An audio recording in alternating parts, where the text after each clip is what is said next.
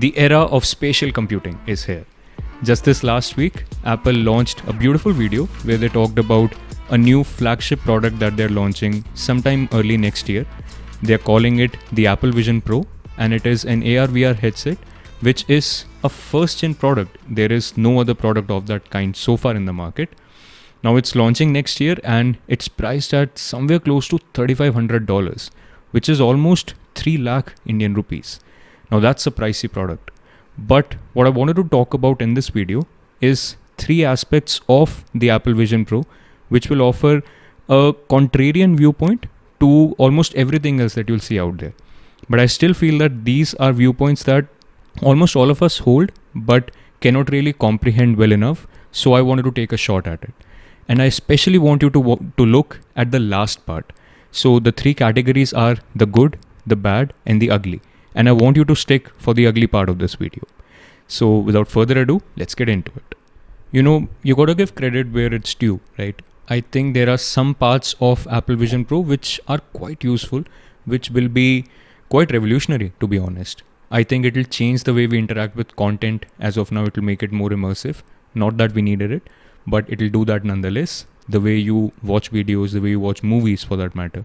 Especially that one example which they gave in the video itself, where you're sitting in an airplane and you can watch a movie in space almost. That's brilliant, because all of us have been through the experience of trying to keep your tray table straight and put your laptop or your iPads, etc. and try to watch a movie. But this will make all of that discomfort go away. Again, not that we really needed it, but it's going to do that nonetheless.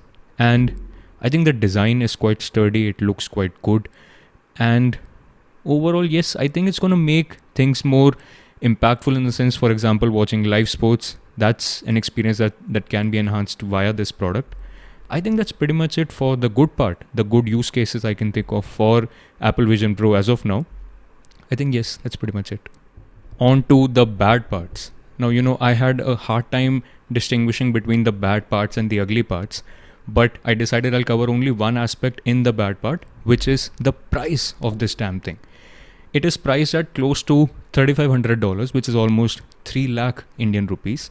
And even though this is the pro version, I'm pretty sure they'll be coming up with those SE or those lighter community mass produced versions. But even then, it's going to be a pricey product.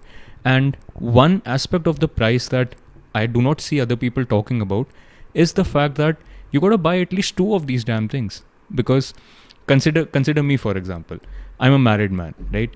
Good luck to me trying to convince the wife that our next movie together I'm going to be watching on an Apple Vision Pro, and she's going to be watching it on her old laptop or her iPad like a damn peasant, right? And if you're single and if you have so much money to spare, I think you'll be much better off trying to ask your crush out on a real date to a real movie, like those old school holding your hands and eating popcorns together, etc. I'm pretty sure you'll be better off if you do that rather than buying an Apple Vision Pro. So I think, that is what I want to cover in the bad part of this video. And now on to my favorite part, the ugly part. Now, I think the ugliest part about this product is ironically something that Apple touched upon in their release video itself, the isolation that it will lead to. And Apple had the audacity in that video to actually claim that, a lot of people worry about such products, such headsets leading to isolation from their surroundings and their people. But they claim that this is not going to happen. And there's this video where they show 2 friends sitting on a couch. One of them is wearing this headset and the other one is talking to her about what she wants to order or something like that. And I was watching the video sitting that, I was thinking, if I'm sitting on the same couch with a friend and forget about the damn headset, if that person is wearing sunglasses, I'm going to smack him on the head if he does not remove the sunglasses before starting a conversation with me. Because of course there is this barrier, right? Who would want to converse with someone who's wearing a headset over their own eyes? And even though Apple has tried to maneuver around it by, they have a screen in front of that headset which will actually showcase your eyes, so you do not really not see the person's eyes, but it's still not going to be real. And all of us know that. And all of us know that this is going to lead to isolation, at least to the extent till the time that you're using the headset. But Apple somehow had the audacity to claim in the same video that this is not going to lead to isolation. And I think that is so ironical, it's like they're building a product which will lead to people being more immersed in the experience of all the content, all the entertainment that they're consuming, as if that is what the world needed right now. With all the short video apps, with all the random stupid content that we're generating anyway, Apple comes up with the device that, here's another device with which you can immerse yourself into the stupidity of the content even more, and somehow have the audacity to claim that this is not going to lead to isolation from other people. And they have this in their video, they also show that memories that are recorded with the Vision Pro are going to feel lifelike when you revisit them. Of course they will. I think they will try and achieve that, and they will achieve that. But here's the caveat. You have to be wearing the damn thing to actually record those memories. So picture your son's wedding or your daughter's birthday where she's cutting the cake. And here you are trying to record the memory with a headset. And I think any sane person in that room will tell you to remove the headset and actually make the memory old school. You watch with your eyes and you listen with your ears. And this is just so pathetic, right?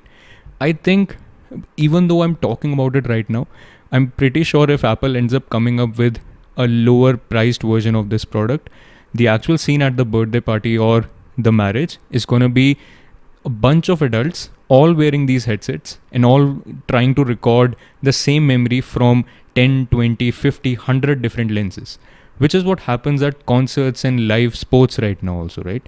I mean, people go to watch these concerts and these sport events live, and they watch it via their phones. They watch it via their screens. And it's almost stupidity to see hundreds of thousands of people recording the same video from different angles. And we all know that none of them are going to even watch it ever again. But even if you get to watching it again, you went to the damn stadium or to the concert to actually create a good memory. And the best way to create memories, you do not really need a new product to do that. And I think that is something which I personally found to be quite repelling about this product. Quite honestly, I've been talking about it multiple times on this video, that every utility that I can think of that this product will have for not just an individual but for our society as a collective, I don't think we really need those utilities anymore. It's like that there is this comedian in India by the name Biswa Kalyanrath, and one of his latest stand-up routines I was watching, and he says, we kind of peaked at video conferencing. We kind of peaked at video calls. That was the last piece of technology I think we needed as a society. And even that piece of technology we do not really use properly. I mean, you're on a video call and you minimize the person you're on a call with, and you're only improving your own hairstyle there. That's so true, right? I think this technology overall, I personally find it to be quite repelling, honestly, as of now. I think we do not really need it. And this is not just just for the purpose of being a contrarian. I am not against new technology. And this is what happens usually, I'm pretty sure that even though me and a lot of other people who, do the same things of trying to buy things that actually have utility for them, all of us have these opinions, all of us have these ideas about these almost useless products. But there will be some fancy suit, some fancy MBA person, or someone who has the idea of how to mince words and how to use words to get their narrative across. They will spin up a good story about how this product is something we need, which actually reminds me of something that happened in my workplace a few years ago. I was working with this suit, let's just call him another one of those MBA guys. And we were in a meeting where we were discussing a new product for let's just say the website we were working on. And he wanted to get that product across. He wanted to launch that feature. And even though people in the room were against it, his defense was to the question that, have we really done a user survey? Have we even checked out whether our users need this product? His answer was, Henry Ford back in the day said that if I had asked my customers what they need, I would have been building a faster horse. So I do not need to ask my customers. I know what they need. And the same guy in another meeting where we were discussing a feature that he did not want to be pushed, he actually ended up stressing for a user survey. He was stressing for the fact that, we need to have a proper use case studied and documented and everything before we actually even start to work on it.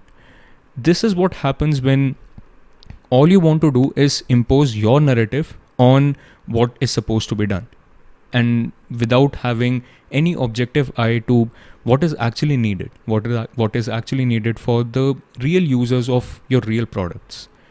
And I think that is something which I particularly find missing from this product. But it's another company. Its main goal is the top line, increasing shareholder value, increasing the stakeholder profits, etc. So can't really blame them, right?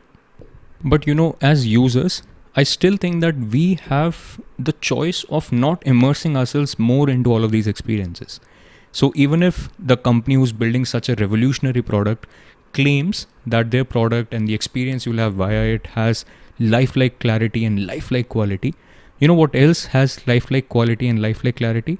Real life. Being out in the open, meeting real people, making real connections with them, not via all of these devices. So I think, yes, that's pretty much what I would want to say. I think I'll add that even though the era of spatial computing is here, let's be honest, no one really needed it. You may want it, but you don't need it. Until next time, peace out.